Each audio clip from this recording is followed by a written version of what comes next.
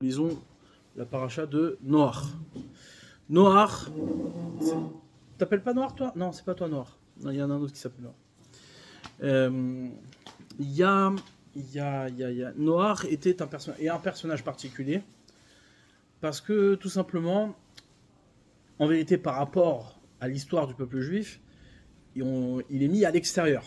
Ouais, on parle des autres nations comme étant des béné noirs, des enfants de Noach. Ouais. On appelle les béné noirs ceux qui ont l'obligation de respecter les 7 mitzvot, mais qui ne rentrent pas dans ce qui va être le destin du peuple juif. Noach a eu 3 enfants, Shem, Ham, Yafet, et de Shem va arriver Avraham, ouais, et de Avraham va sortir donc le peuple juif. Mais malgré tout, il reste un repère. Noach reste un repère pour l'humanité. Ouais. On peut parler de Noach comme étant une certaine forme d'universel. D'accord ? Il incarne une certaine forme d'universel qui est un universel, en tout cas beaucoup plus large, et qui a précédé ce qui est en réalité l'identité juive. Ouais. L'identité juive n'existait pas à l'époque de Noach. Il n'y avait pas de juifs. Il n'y avait pas d'hébreux, même pas des hébreux. Ouais. Quand on parle, ouais, comment ça s'est passé? On a Adam Arishon, ouais, le premier homme, qui lui faute. D'accord. Après, de Adam jusqu'à Noach, il y a 10 générations. Ces 10 générations-là sont 10 générations d'hommes d'une nature qui est complètement autre que celle que l'on connaît aujourd'hui, avec une perception du monde beaucoup plus proche de la réalité. Ils se rapprochaient énormément de la création, donc du coup ils étaient dans une transmission, on peut se l'imaginer, une transmission qui devait être incroyable, extraordinaire, mais malgré tout ils sont devenus idolâtres. Ouais. 10 générations ils sont devenus idolâtres, c'est pas notre sujet, et après on arrive à Noach, qui à la 10e génération, eh bien, au bout du compte, le monde est perdu. Dieu lui dit, écoute, moi, ça y est, j'efface tout, jusqu'à que la Torah s'exprime en disant que Dieu a regretté d'avoir créé cette création. Donc du coup, il a détruit cette génération par le déluge. D'accord ? Et de Noach jusqu'à Abraham, il y a 10 autres générations. D'accord ? Et à chaque fois, on a l'impression comme ça que les 10 générations marquent une étape dans ce qui est l'avancement de l'humanité. D'accord ? On a 10 générations de Adam jusqu'à Noach, où Noach, quelque part, incarne une certaine forme d'universel, avec il répare quelque chose, il sauve quelque chose, mais ce qu'il a sauvé n'est pas suffisamment, n'est pas suffisamment Israël pour que les choses soient scellées de manière définitive, que le monde soit sauvé de manière définitive. Et donc à ce moment-là, de Noach, on attend encore 10 générations qui précisent une autre étape pour arriver jusqu'à Abraham, où là, Abraham, premier ivri, Abraham passe de l'autre côté du monde. Donc on peut dire que quelque part, Abraham est passé de l'autre côté par rapport à Noach.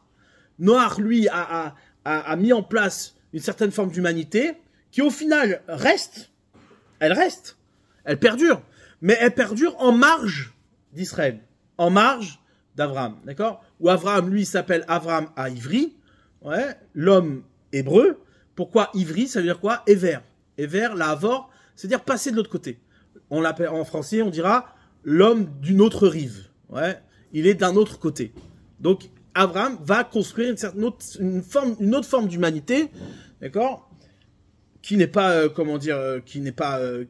pas dire qu'il ne se croise pas, mais qui est une forme d'universel qui est complètement autre. D'accord? On va pas rentrer là-dedans maintenant parce que c'est pas notre sujet, mais c'est important de voir comment les générations se sont construites. Ouais. C'est-à-dire l'identité d'Israël n'était pas évidente de suite. Ouais. Et on peut même aller plus loin. Ce qu'on appelle nous aujourd'hui l'universel des nations, eh bien, n'était pas non plus évidente. C'est Noach qui l'a bâti. Parce que sans Noach, le monde aurait été anéanti. D'accord ? Le monde aurait été anéanti. Donc là, qu'est-ce qui se passe ?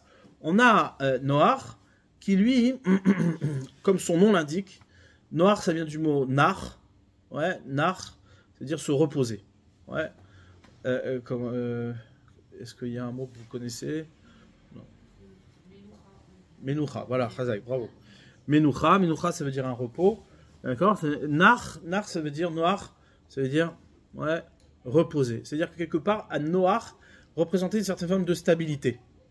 Ouais, une certaine forme de stabilité. Il était fixe, on peut avoir confiance en lui. Ouais, c'est ça que dit la Torah. Noach ish tzadik, Aya bedorotav. Noach était un homme de, comment dire, juste. Ouais, juste, tzadik, ça veut dire, on peut se reposer sur lui. D'accord? Maintenant, ce qui se passe, c'est quoi? C'est qu'il y a quand même une ambiguïté par rapport à Noach. C'est quoi? C'est qu'il n'arrive pas à sauver sa génération. Il arrive à se sauver lui-même et sa famille, mais il n'arrive pas à sauver sa génération. Et ce qui est, vraiment perturbant dans cette histoire, c'est quoi? C'est qu'il ne sauve pas sa génération, il se sauve pas lui-même, simplement. Il va falloir un an, Noach va passer un an dans une arche, avec un monde complètement perturbé, sous le déluge, où, comment ça se passe? On a 40 jours et 40 nuits de pluie, d'une intensité dont on ne connaît pas, on n'a jamais eu l'expérience. Le monde est complètement noyé, mais c'est pas simplement ça. C'est quoi? C'est que c'est marqué que les abîmes se sont ouverts, les cieux se sont ouverts, l'eau qui est dans le ciel s'est déversée sur la terre, l'eau qui sortait de la terre, des abîmes, elle est montée, elle a grossi évidemment la quantité d'eau sur le monde. Donc du coup, le monde entier était recouvert d'eau. Sauf Israël. Ouais. La terre d'Israël, je sais pas comment ça s'est passé. Vous imaginez bien que ce moment-là devait être très mystérieux. Mais en tous les cas, la terre d'Israël, elle, n'a pas eu le déluge. D'accord? Maintenant, toute cette perturbation-là, on aurait pu dire, bon, bah, il a été sauvé, Noach est sauvé. Pourquoi le faire laisser, le laisser pendant un an, dans un bateau, enfermé? D'accord? Quelque part, on a l'impression que son travail n'était pas terminé. C'est-à-dire qu'il n'est pas complètement sauvé. Pour être sauvé, il a des choses à faire. Il a des choses à faire. Et c'est ça que nous dit le Midrash. Le Midrash nous dit que quoi? Que Noach a passé un an dans la Teva, ouais, Noach a passé un an dans l'arche, à s'occuper, en vérité, de la création. Akadosh Baruch Hu a eu un programme, qu'est-ce qu'il a fait? Il a ramené tous les êtres vivants dans l'arche, avec un certain nombre, et des critères. Et dans cette arche, il n'y avait pas que les animaux cachers, il y avait aussi les animaux non cachers. Toute la création se trouvait dans cette arche. Toute, ouais. Maintenant, il fait rentrer dans cette arche toute la création, et pendant un an, son travail, son job, ça va être quoi? Ça va être s'occuper des animaux. Donner à manger à chacune des créatures qu'il y avait dans l'arche. Ouais. C'est ça que nous dit le Midrash. C'est-à-dire que quelque part, Hachem a voulu éduquer Noach et sa famille à ce qu'on appelle le chesed, la générosité. La générosité, pas simplement envers l'homme, mais aussi envers les créatures, envers les animaux. D'accord? C'est marqué, la Mishnah nous dit, Eze ou mechubad, amechabed et tabriot. Quel est l'homme honorable? Celui qui sait honorer chaque créature. Ouais, c'est pas marqué là-bas celui qui sait honorer son semblable, ouais, c'est marqué celui qui sait honorer chaque créature. Donc quelque part, Noach lui manquait un petit peu ça. À la comparaison d'Abraham, ce que nous disent nos sages, si Noach avait été dans la génération d'Abraham, eh bien, il aurait été insignifiant. Ouais, parce que par rapport à Abraham, c'est pas comparable. Quelle est la différence entre Noach et Abraham? C'est qu'Abraham était un homme de chesed, un homme de générosité.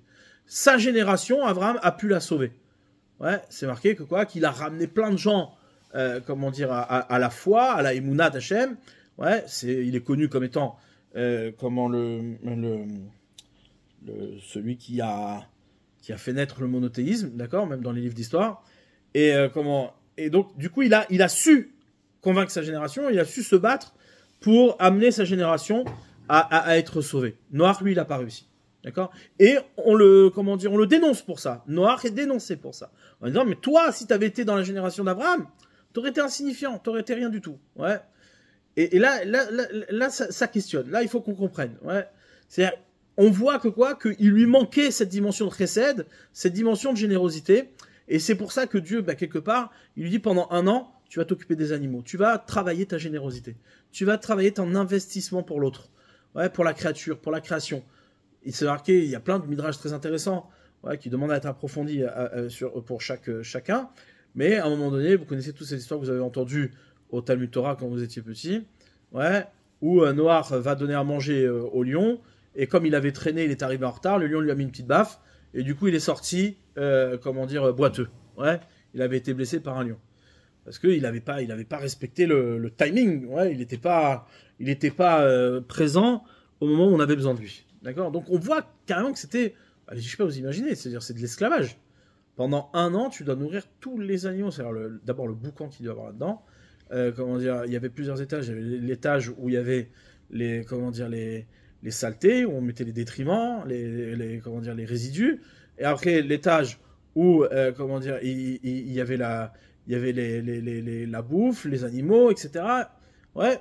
Donc t'imagines, c'est-à-dire ça devait être un truc de dingue comme organisation. Pendant 1 an. 1 an, tu donnes tous les jours à manger. Tu fais la liste. Le corbeau, le machin, le truc, le léopard, le guépard, le machin. Ouais, c'est bon, le lion a eu sa part. Ouais. Vous avez sorti les souris pour le... Bref. D'accord. Donc ça, en termes d'organisation, c'est énorme. Bref, on ne sait pas trop ce qui s'est passé là-bas, évidemment, parce que c'est forcément quelque chose de surnaturel. Le type de question qui n'a pas de sens, de se dire oui, mais comment il a fait pour entrer tous les animaux dans l'arche, etc. Bon, honnêtement, si tu vois un peu l'histoire, tu comprends qu'il n'y a rien qui est logique dans tout ce qui s'est passé. Donc forcément, tout ça était miraculeux. C'était un moment comment dire, de vie qui était exceptionnel et qui s'adressait à Noach et sa famille en particulier.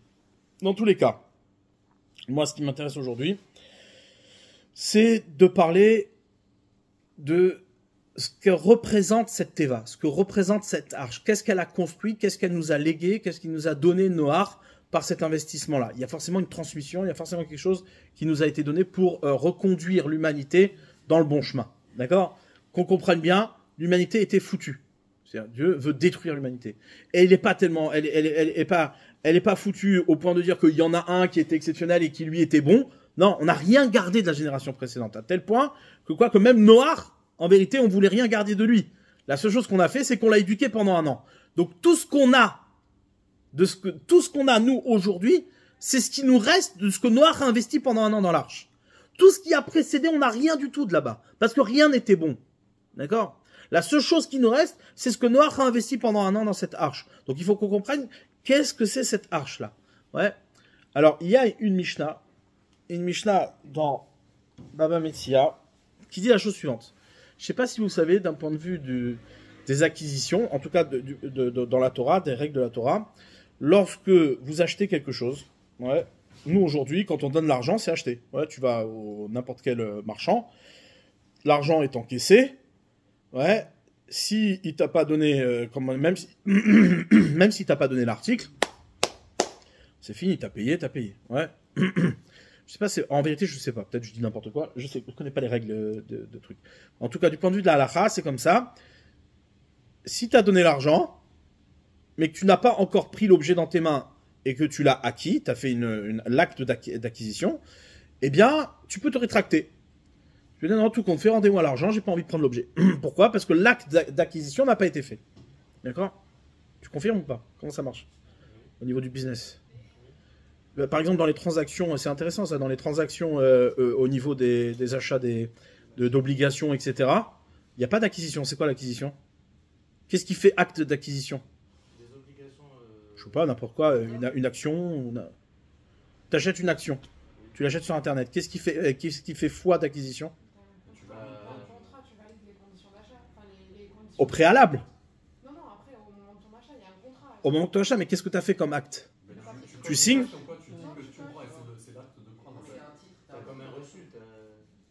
Oui, mais tu n'as fait que virer de l'argent. Ah, tu confirmes. Donc il y a une signature. C'est comme un shtar, quoi, comme un contrat. D'accord. Bref. Dans tous les cas, il faut qu'il y ait un acte d'acquisition. D'accord ? Cet acte d'acquisition-là, tant qu'il n'est pas fait, même si tu as transmis l'argent, même si l'argent il est de l'autre côté, tu peux réclamer au marchand de lui dire tu me rends mon argent, je ne veux plus acheter cet objet. D'accord ? Par contre, une fois que tu l'as pris dans tes mains et que tu l'as acquis, ouais, alors là, tu ne peux plus revenir en arrière. Ok ? C'est bon ? Même pire que ça. Si toi maintenant tu acquiers l'objet, ouais, la question se pose. Si maintenant, t'as pas encore donné l'argent, mais le type dit bon, tiens, je te donne l'objet, tu fais l'acquisition, tu dois donner l'argent. Ouais, puisque tu as acquis. Tu peux plus revenir en arrière. Bref. Dans tous les cas, la Mishnah nous dit que quoi ? que même si c'est vrai que tu peux revenir en arrière, même si tu peux te rétracter, malgré tout, c'est pas bien de le faire. Elle dit la Mishnah, chose suivante. Ouais. Nathan Lomarot Velo Machach Emeno, s'il lui a donné l'argent mais il n'a pas fait l'acte d'acquisition, ouais, Yachol Arzorbo, il peut revenir, il peut se rétracter. Aval Amrou, mais nos sages nous ont dit, Mishepara me Anchedor à Maboul, celui qui a fait payer les gens de la génération du Maboul, du déluge, ou Midor Apalaga, la génération de la dispute, c'est-à-dire de Babel, de la tour de Babel, ou Atid Leipara Mimisheno Omed Bediboro. Ouais, finira également par faire payer celui qui ne tient pas sa parole. Ouais. C'est-à-dire, là, ici, on a, comment dire, une expression qui est très connue, en vérité, dans le, comment dire, dans le jargon talmudiste. Ouais. C'est-à-dire, celui qui tient pas sa parole, on dit, attention, toi, tu vas payer. Celui qui a fait payer les gens de la génération du déluge va te faire payer. Parce que tu tiens pas ta parole. Donc, on voit d'ici que quoi? Que, en vérité, c'est le même ordre de punition. C'est-à-dire que les gens de la génération du déluge, ouais, eh bien, ce sont les mêmes qui, comment dire, qui vont devoir rendre des comptes à Hachem sur le fait qu'ils tiennent pas leur parole. Ils tiennent pas leur parole. Donc, du coup, on se pose la question, mais où on a vu que quoi, que dans la génération du déluge, le problème était de ne pas tenir sa parole, de ne pas être, comment dire, avoir une parole de confiance, ouais. Surtout que quoi, que la Torah ne parle pas du tout de ça. Ça nous parle, c'est de la cruauté, c'est du vol, c'est bon, c'est de la perversion, etc. Mais on voit pas. Là, les Chachamim mettent l'accent sur le fait que quoi, que c'est du fait qu'on n'a pas tenu notre parole, qu'on tient pas notre parole. La parole, elle est pas, c'est pas une parole de confiance, ouais.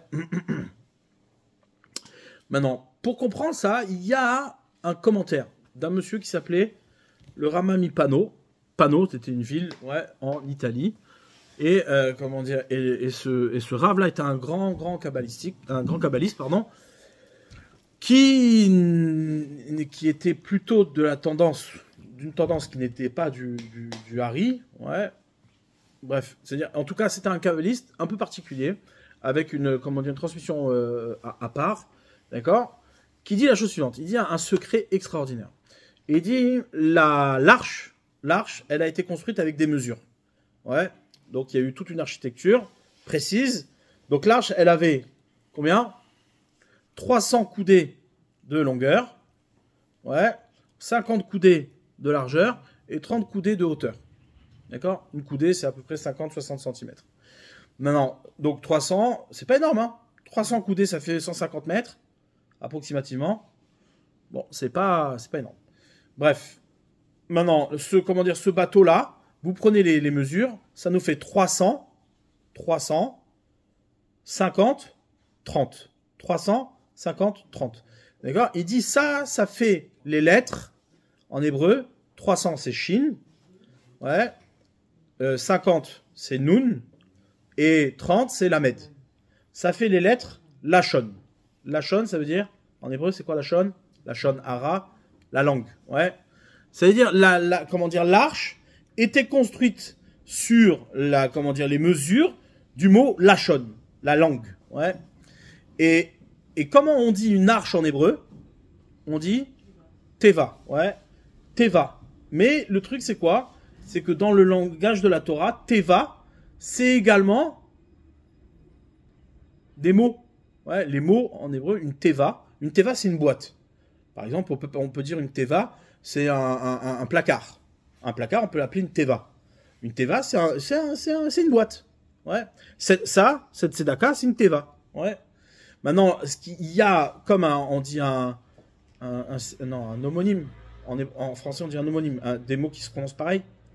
Homonyme ou synonyme, je ne me rappelle plus. Homonyme. Maintenant, c'est comment dire, des homonymes, c'est quoi? C'est des mots qui se prononcent pareil, mais qui n'ont pas le même sens.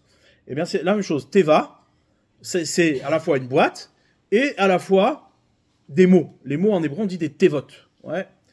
Maintenant, ce qui est dingue, c'est quoi? C'est de voir que cette arche-là, il dit comme ça là-bas.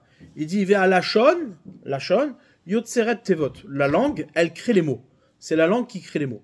Donc, du coup, on voit ici sur l'architecture de l'arche, eh bien, Akadosh Baruch Hu, il a mis les mesures de la langue, ouais, qui construit l'arche, et donc qui crée les mots. Donc là, ici, on voit, comme par hasard, une similitude entre l'enseignement des Chachamim qui nous disent que quoi, que la génération de Noach, eh bien, c'est des gens qui ne tenaient pas leur parole, ouais. Donc leurs mots n'étaient pas gardés, leur langue ne créait pas les bons mots, ouais. Et on a rectifié avec la génération de Noach en créant cette langue qui va créer les bons mots. C'est-à-dire qu'on peut dire, d'après ce commentaire, et on va essayer d'expliquer, d'après ce commentaire, on peut dire que quoi, que Noach a passé 1 an dans l'arche à nourrir des animaux, etc., pour en vérité, ouais, retrouver les bons mots qui vont sur la création. Il faut retravailler sa langue afin qu'on puisse recréer les bons mots sur les choses. Ouais. Et donc, quelque part, ce qui a été, destructeur dans l'époque de Noach et de sa génération, c'est quoi? C'est qu'en vérité, on nommait les choses, mais pas exactement comme elles étaient. Ouais. On nomme pas les choses comme elles sont vraiment. Ouais. Alors aujourd'hui, nous, on est très experts de ça.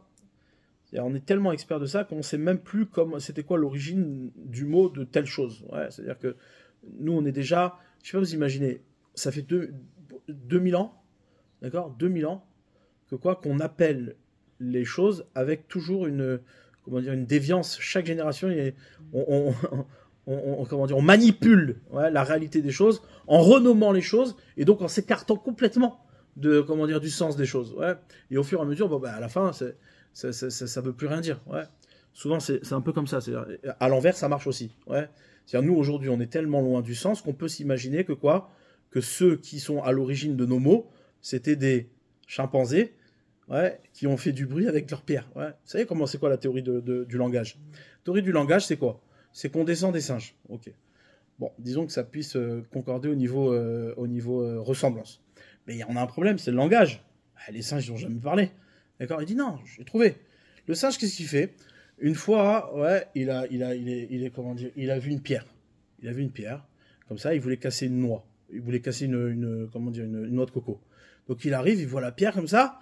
Et comme ça, d'accord? Et qu'est-ce qu'il fait? Eh ben, il jette la pierre sur la coco. Ouais, il fait. Et puis quand il jette la pierre, ça fait poc. Il entend poc, il fait poc, poc, poc. Et puis avec le temps, poc, poc, poc, poc, poc. Ouais. Et puis c'est devenu pierre. Ouais. Et c'est comme ça que, je sais pas si vous imaginez, mais ça veut dire, ça marche à l'envers aussi. Ça veut dire qu'on s'est tellement éloigné du sens qu'on peut atteindre un niveau de débilité, monstrueux, à s'imaginer qu'avec toutes les générations, eh bien, notre médiocrité d'aujourd'hui s'est déformée d'une intelligence qui est complètement, bref. Dans tous les cas, ce que je veux dire, c'est quoi? C'est que, forcément, la déformation des choses, ouais, la déformation des mots, c'est ce qui nous exile du sens. C'est ce qui nous exile du sens. Et donc, en vérité, la déviance de la génération de Noach, c'est pas tellement, évidemment, il y avait la cruauté, il y avait tout ça. Mais quelle était l'origine de cette cruauté? Quelle était l'origine de ces vols? Quelle était l'origine de l'égoïsme de cette génération? Au point d'être détruit. Ça veut dire quoi, au point d'être détruit? Au point de ne plus faire sens avec la création. De ne plus faire aucun sens avec la création. C'est se dire que tu dis tellement faux ce qui est, que même la création ne colle plus avec toi. Tout se disparaît, tout se réduit en cendres, d'accord? Et ça, c'est ce que Hachem, en vérité, voulait rectifier dans cette arche. Noach, certes, c'était un tzaddik, ouais, mais étant donné qu'il n'avait pas eu cette force de faire exister l'autre. Et faire exister l'autre, c'est quoi? C'est être capable de garder les bons mots. Tu peux pas faire exister l'autre si tu sais pas le nommer. En vérité, nommer justement les choses, c'est de faire preuve d'une générosité extrême, ouais, au point que tu es prêt à te sacrifier pour faire exister l'autre, pour faire exister, pour faire en sorte que ce que tu vois soit nommé véritablement tel qu'il est. Et pas, parce que c'est quoi le chesed? C'est quoi la générosité? La générosité, c'est s'investir pour l'autre au détriment de soi. C'est-à-dire, sans se regarder soi-même.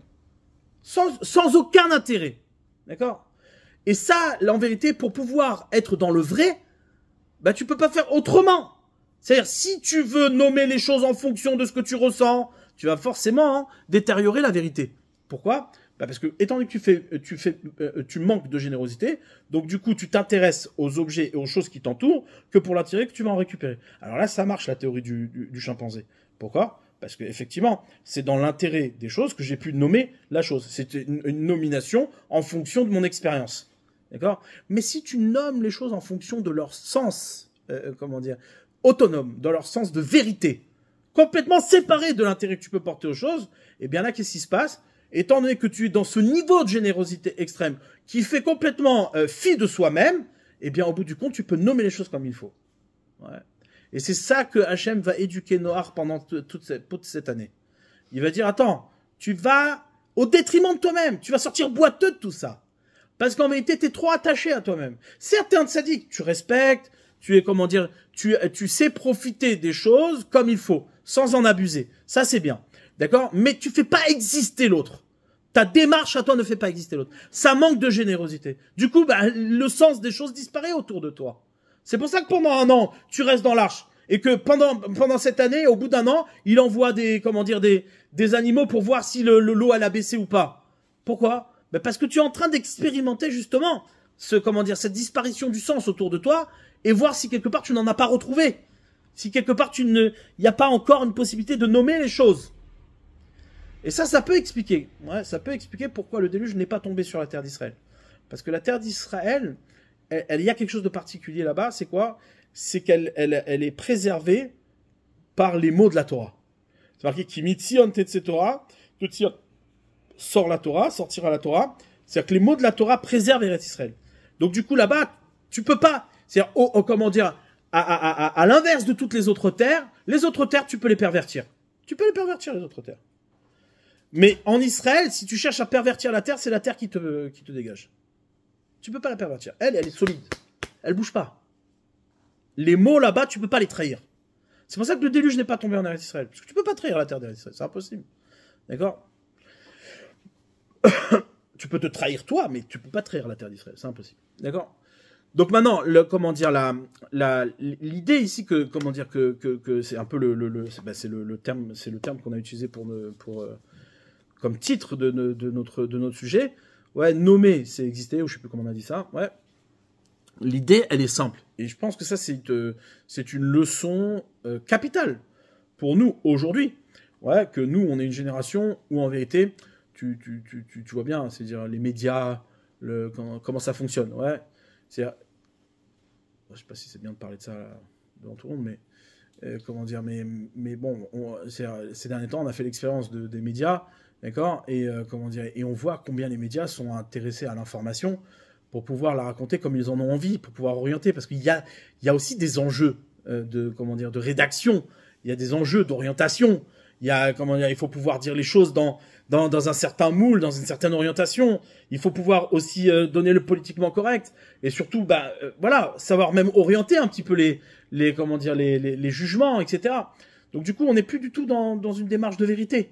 On est dans une démarche de manipulation. Et la manipulation, elle démarre des intérêts qu'on peut avoir pour les choses. Alors ça c'est valable à l'échelle planétaire, mais c'est aussi valable à l'échelle individuelle. Ouais. C'est-à-dire, tu veux te faire croire que cette chose-là, elle est bonne pour toi. Ouais. Donc, du coup, tu la nommes sur toutes les formes. Tu vas lui donner des mots, tu vas lui donner des noms, tu vas lui donner. Mais en vérité, tout ce que tu dis, c'est faux. Puisque tu le dis en fonction de toi-même. Essaie de nommer les choses telles qu'elles sont vraiment. En faisant preuve de générosité. Dis les choses telles qu'elles sont. Pourquoi tu les dis pas comme elles sont? Ah non, je préfère les dire comme moi je les aime, pour pouvoir soit justifier mes choix, soit justifier mon orientation, à un moment donné, il faut savoir juger. Il faut savoir juger de manière objective. C'est très difficile de faire ça. Pour faire ça, ouais, il y a un point important, c'est la générosité. Est-ce qu'il y a un moment donné, dans ton moment, dans ta vie, dans ta journée, tu es capable d'investir de manière généreuse, complètement désintéressé? Ouais. Ces moments-là sont très rares, de plus en plus rares. Ouais. Ça demande un investissement particulier. Ouais. D'où l'intérêt de la mitzvah. La Torah nous enjoint à faire des choses qui sont complètement désintéressées. Parce que personne n'est intéressé à bouffer de la matzah à Pessah. Personne. Ouais. Personne n'est intéressé à s'attacher les bras avec des tefilines. Personne. Ouais. Toi, tu fais les choses parce que Dieu te les a demandées. Alors toi tu dis oui mais c'est absurde, toi, regarde, tu fais juste les choses parce que comment dire, on t'a demandé, on t'a dit, tu sais même pas ce que tu fais. Non mais en vérité, je saurai ce que je vais faire lorsque déjà dans un premier temps, je suis capable de faire acte de générosité, de m'investir pour les autres, m'investir pour ce qu'on m'a demandé. Ah mais toi tu trouves ça n'a pas de sens pour toi, mais c'est pas ça l'essentiel. L'essentiel c'est l'investissement que tu donnes. C'est le comment dire la générosité que tu fais preuve. Et là à ce moment-là, alors les choses vont pouvoir prendre du sens. Là à ce moment-là, tu vas pouvoir voir le monde et entendre le monde suivant la voix que porte chaque chose. En hébreu, ouais, les choses sont appelées davar. On dit une chose davar. Davar c'est la même racine que dibour, daber. Ouais, on l'a déjà dit plusieurs fois. Chaque chose est une parole. Mais en vérité, la parole est enfermée dans chaque chose. Pour libérer la parole de chaque chose, il faut que tu fasses foi de générosité. La clé de la parole véritable de chaque chose, c'est la générosité que tu vas donner à la chose. Ouais. S'il n'y a pas de générosité, si tu es égoïste, si c'est en fonction de ton intérêt, alors forcément les choses sont... Ouais, comment dire, les gens ne voient pas l'argent de la même manière. C'est-à-dire, il y en a un, il va voir l'argent d'une manière, et l'autre à côté, il va voir l'argent d'une autre manière. Ouais. Pourquoi? Bah parce qu'il y en a un, il est plus désintéressé que l'autre. Forcément, suivant les intérêts que tu vas poser, chacun va nommer les choses différemment. Il y en a un qui va l'appeler du dollar, l'autre qui va l'appeler du yen. Ouais. Bref, comment dire, dans tous les cas, c'est pour dire que quoi? Que au final, ce qui est important ici, c'est quoi? C'est que tu peux pas parler juste si tu ne fais pas preuve de générosité. Et c'est ça qu'a dit l'Agmara. L'Agmara a dit, l'homme, il a été créé les Hamal Yulad. L'homme, il est né pour se fatiguer. L'homme, il est né pour s'investir. Ouais. On n'est pas né pour rester comme ça. Ouais. On n'est pas né pour... Non, t'es là pour bosser, gars. La vie, c'est du boulot. Ouais. Maintenant, c'est quel boulot, demande l'Agmara. Dans Sanhedrin, c'est quel boulot? C'est la conclusion de l'Agmara, c'est de dire la Hamal P, Yulad. L'homme, il est né pour fatiguer sa bouche. Ça demande un effort particulier de parler juste.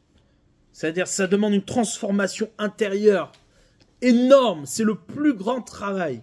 C'est le plus grand effort qu'on puisse fournir dans notre vie, c'est de parler juste, de parler vrai. Ouais. Moi, je m'en suis rendu compte plein de fois, à titre personnel. Ouais. Je donne un exemple. Voilà, là, on est en train de s'enregistrer, ça va aller sur YouTube, etc. Des fois, tu peux être tenté d'adapter ta parole en fonction des gens qui vont t'écouter. Pas simplement dans l'intérêt des gens, pour qu'ils comprennent, mais c'est aussi pour toi, pour pas que tu sois exposé à à un mauvais jugement. Tu dis, ah ouais, il a un avis, bon, lui, il est plutôt à droite, lui, il est plutôt à gauche, lui, il est plutôt comme ci, plutôt comme ça. Ah, lui, il est religieux, tiens, il est bizarre, ce mec-là, il est pas, non, on va arrêter de l'écouter. Du coup, qu'est-ce que tu fais? Tu vas choisir les sujets que tu vas traiter en fonction des gens qui vont t'écouter, et savoir le nombre de likes que tu vas avoir. Ouais, notre génération, c'est ça aujourd'hui, les gars. C'est important de comprendre pourquoi on ne subit pas le déluge aujourd'hui. C'est marqué, la Mishnah nous dit, celui qui a fait payer le déluge va faire payer tout celui qui ne tient pas sa parole. Alors, il n'y a pas eu de déluge. Ouais, pourquoi? Parce qu'il y a la Torah. Aujourd'hui, comme il y a la Torah, elle nous préserve du déluge. Comme il y a une parole juste qui est préservée et qui garantit qu'à la fin, la parole sera là, alors il n'y a plus besoin de détruire quoi que ce soit. Mais malgré tout, on est en plein dedans. On est au milieu de ce déluge-là, où tu te noies dans le non-sens. Où même lorsque tu veux dire une vérité, tu peux plus. Tu peux plus dire une vérité. C'est frustrant. Pourquoi? Parce que quand toi, tu sais que c'est vrai, mais tu peux pas la dire. Parce que si tu l'as dit, tu passes pour pour un brel. T'es un menteur et puis c'est pas audible, personne t'écoute. Personne t'entend. Puis ils se sont tellement pris dans le tourment de leur égoïsme que du coup, ils sont pas prêts à investir de la générosité à écouter l'autre et vraiment d'investir pour pouvoir trouver la vérité. Ça n'a pas d'intérêt la vérité. La vérité, quel intérêt là? Ouais. Ça, c'est le sens. Ouais, c'est le sens de notre paracha. C'est une paracha noire. Ouais, noire. Nous disent nos sages. Noir, c'est écrit Nunchet. Vous savez où se trouve la lettre Chet? Elle se trouve juste après la lettre. Vous connaissez vos lettres? La lettre Zayn. Le Chet, juste après la lettre Zayn. Ouais. Maintenant, si j'enlève une lettre à Chet, ça fait Zayn. Et c'est quoi la première lettre? Aleph. Ouais. C'est-à-dire, je lui ai enlevé une lettre. À Chet, j'enlève une lettre. Pour enlever un, faut lui enlever un Aleph. Donc j'enlève un Aleph de Chet, ça fait Zayin. Ouais. Donc si j'écris noir avec un Zayin, ça fait Aleph, Zayin, Nun.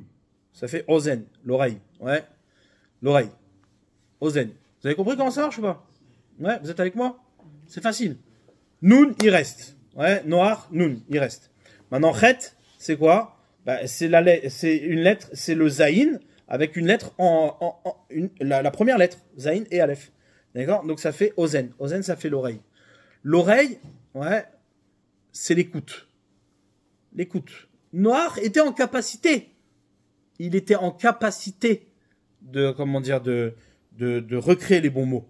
Il était en capacité de donner le véritable sens des choses qui l'entouraient. Ouais, pourquoi? Parce qu'il avait la bonne oreille. La seule chose, c'est quoi? C'est qu'une oreille, ouais, pour qu'elle puisse écouter les bons mots des choses, il faut qu'elle se penche. Ouais, c'est ça que nous disent nos sages. Depuis la disparition de la prophétie, ils nous disent nos sages, At oznecha, penche ton oreille, Ushma divrei chachamim, et écoute les paroles des chachamim, écoute les paroles des sages. Mais ça suffit pas d'avoir l'oreille. Oreille, tu vas entendre plein de choses. Mais pour que ton oreille puisse être attentive, ouais, aux mots de vérité, et pas simplement au bruit qui circule, eh bien, qu'est-ce qui se passe? Il faut que tu penches ton oreille. Ça, c'est la démarche de générosité. Un homme généreux, c'est quelqu'un qui penche son oreille. C'est quelqu'un qui fait l'effort de pencher son oreille pour aller chercher la bonne parole et pour la formuler, pour la dire, pour la répéter, ouais, pour parler juste. Quelqu'un, il parle faux, faut lui dire. Tu parles faux. C'est faux. T'es un tricheur, t'es un menteur. C'est insupportable. Insupportable. Quelqu'un qui ment quand tu sais que de manière explicite, c'est clair et net que ça, c'est une bouteille. Ouais. D'accord. Tu dis, mais non, c'est pas une bouteille, tu comprends pas qu'en vérité, c'est plutôt pour ranger tes chaussettes. Ouais. Bah, c'est pas... Non, c'est pas possible. Ouais. Donc c'est la même chose dans la vie de tous les jours, c'est la même chose. Et nous, combien de fois on s'est fait piéger là-dessus? Combien de fois nous on raconte des histoires en te disant oui, mais ça, en vérité, tu comprends. Mais arrête ton baratin. Arrête tes histoires. Parle vrai, parle juste. Pour parler juste, il faut que tu penches ton oreille. Il faut que tu sois généreux. Ouais, faut que tu investisses de l'écoute. Il faut que tu investisses du temps. C'est important. C'est-à-dire tu peux pas obtenir. La vérité ne s'obtient pas. Et parler juste, et parler vrai, et être authentique, et être un homme honorable. Ouais, être un homme honorable, que sa parole, elle est respectée. Ouais, tu ne peux pas arriver à ce résultat-là si tu n'investis pas. Autour de toi, il y aura forcément tout celui qui parle vrai et qui parle juste est détesté. C'est comme ça. Ouais, quand tu parles vrai, quand tu parles juste, tu es détesté. Pourquoi? Parce qu'il y a un effort à faire. Tu es en train de provoquer autour de toi, tu es en train de provoquer des agitations. Tu es en train de dire au gars, réveille-toi, faut que tu sois généreux. Faut pas que tu restes au lit le matin. Ouais. Faut pas que tu restes au lit le matin. Ah ouais, mais ça fait mal. Fous-moi la paix. Attends, il va pas nous gonfler avec sa vérité, celui-là. Ouais. Ça, c'est, comment dire, c'est ce qu'on est, c'est ce qu'on doit être. C'est notre responsabilité. C'est ça que Noah a subi pendant un an, malgré lui. Malgré lui. Pendant un an, c'est quoi? Nourrir des animaux. T'imagines l'exercice? Nourrir des animaux. Donne-leur à manger. C'est quoi donner à manger? Donne à manger à la création. Ouais. Ozen, en hébreu, c'est Aleph Zan. Zan, comme on dit dans le Birkat Amazon. Baruch ata Hashem Azan et Akol. Ouais, celui qui nourrit tout le monde. Ozen, Aleph Zan, c'est Dieu qui nourrit. Derrière chaque oreille, il y a Dieu qui nourrit les choses. Ouais. En vérité, comment dire, Dieu nourrit chaque chose. Toi, tu dois faire la même chose. Tu dois nourrir chaque chose. Nourrir les choses, c'est nourrir la vérité. C'est nourrir les objets. C'est leur donner du sens. Si tu n'es pas généreux et tu ne donnes pas à bouffer à la création, alors tu seras tout le temps, en dehors de la vérité. Tu ne pourras pas. D'accord? Top. Voilà les amis. En tout cas, en tout petit, c'est-à-dire, il y a vraiment, j'essaie de faire le plus court possible, ne pas trop approfondir. Ici, comment dire, ce qui se passe, c'est une question de parole. Question de parole. Sois un homme de parole. Mais pas un homme de parole pour faire le fier, de dire oui, moi je tiens toujours ma parole. Non, c'est un homme de parole, c'est celui qui se soucie que les mots soient justes autour de lui.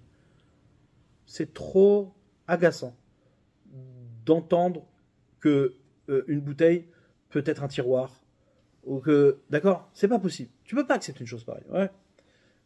Je donne pas d'exemple précis et concret parce que sinon vous allez me détester parce que à force de dire la vérité, on s'apprécie plus, d'accord. Mais comment dire c'est important de faire ce travail-là, et combien plus il y en a qui feront ce travail-là, plus comment dire, les menteurs et les tricheurs disparaîtront, d'accord. Khazak ou